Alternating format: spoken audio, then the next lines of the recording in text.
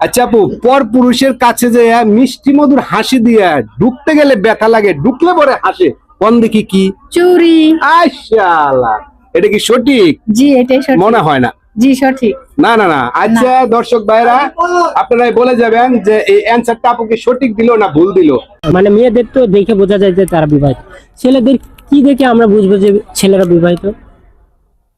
একদম কঠিন প্রশ্ন। কিন্তু মেয়েদের তো অনেক কিছু দেখে, যেমন হিন্দু মেয়েরা শাঁখা সিঁদুর দেখে তো বোঝা যায় বিবাহিত, হ্যাঁ? তাহলে ছেলেদের আমরা কি দেখে বুঝবো যে ওরা বিবাহিত?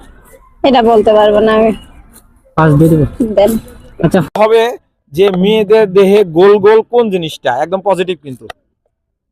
মেয়েদের দেহে গোল গোল হ্যাঁ, কোন জিনিসটা? কোন জিনিসটা একদম পজিটিভ হবে? পারতেছেন না, একটু ভাবুন। গোল গোল বলতে হবে মেয়ে ছেলে বিয়ের পরে বাসর ঘরে কোন কাজটা তারা ফরজ কাজ করে? বিয়ের পরে বিয়ের পরে কি? মেয়ে ছেলে বিয়ের পরে বাসর ঘরে তারা কোন কাজটা ফরজ করে, প্রথম আদায় করে? ফরজ কাজ কোনটা আদায় করে প্রথম?